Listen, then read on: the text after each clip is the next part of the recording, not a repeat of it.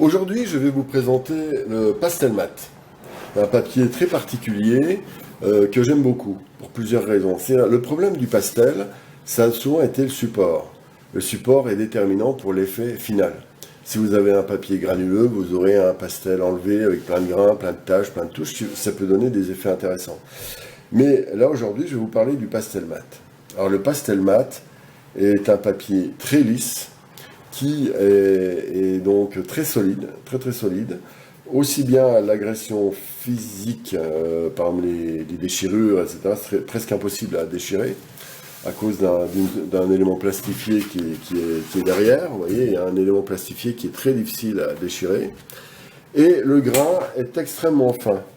Voilà, je montre un papier, voilà, c'est un grain extrêmement fin, qui permet de faire adhérer la poudre, les traits du crayon pastel ou du bâtonnet pastel, de manière assez efficace. Et curieusement, ce papier permet de superposer. Alors le grain est minuscule, alors c'est un mystère pour moi, le grain est minuscule, et pourtant il permet d'adhérer à des couches très élevées. C'est bizarre, mais c'est comme ça. Donc c'est une des raisons pour lesquelles j'utilise ce papier. Ensuite, ce papier permet de travailler de manière très minutieuse. Par exemple, voilà, donc là j'ai un dessin donc, où il y a des détails très fins, très minutieux. Voilà, c'est un dessin qui n'est pas très grand. Donc, il permet aussi de superposer les couleurs délicatement, ce qui fait qu'on peut croiser les éléments donc en surface presque à l'infini. Et ça permet des mélanges très énergétiques. Voilà, on est loin, bien sûr, ça permet, comme ça adhère bien, d'aller loin longtemps pour faire des détails sur des détails.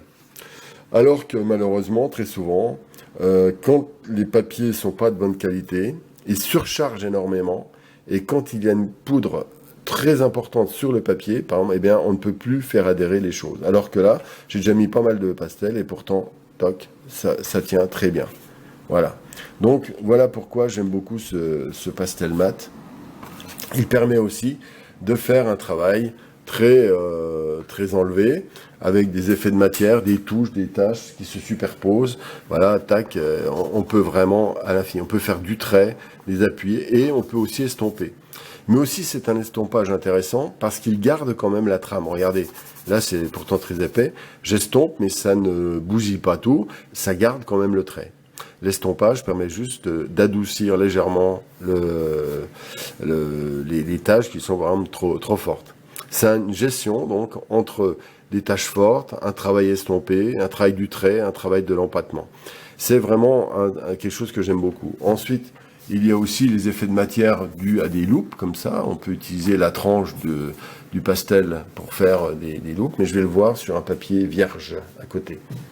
Voilà. Alors, le pastel mat a une dizaine de coloris.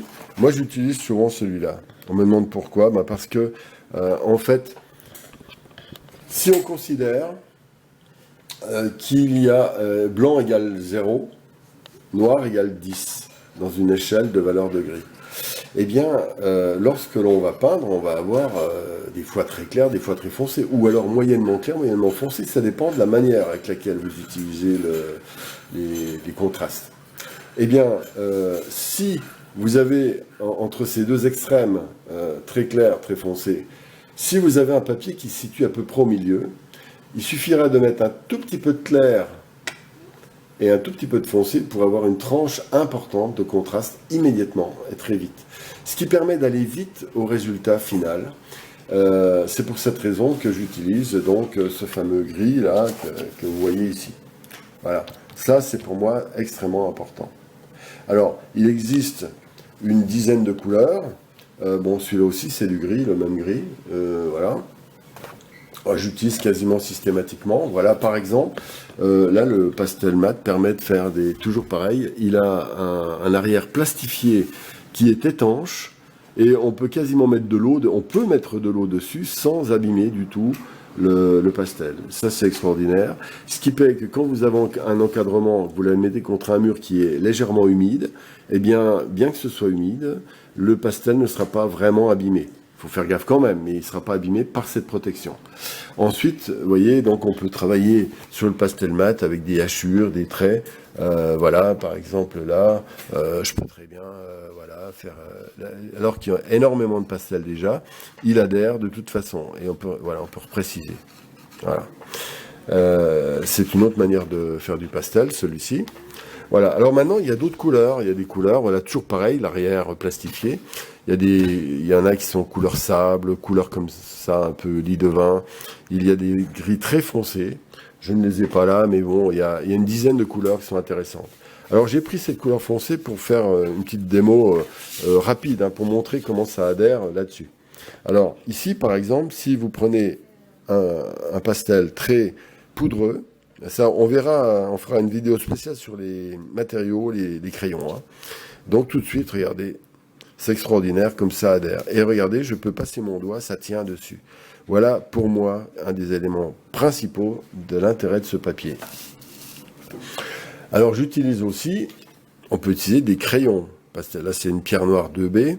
Et vous voyez, là tout de suite, on peut faire des choses très minutieuses. En taillant le crayon très finement, on peut faire des trucs très très très minutieux. Ça c'est intéressant, et le papier est à un grain suffisamment fin pour faire un rendu quasi hyper réaliste, c'est-à-dire avec une minutie extrême.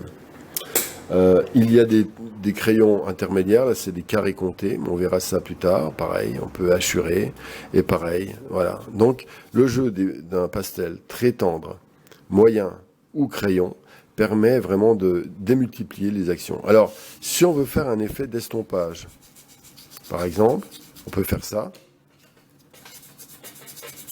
On peut y arriver aussi en rajoutant. On peut le faire en plusieurs étapes.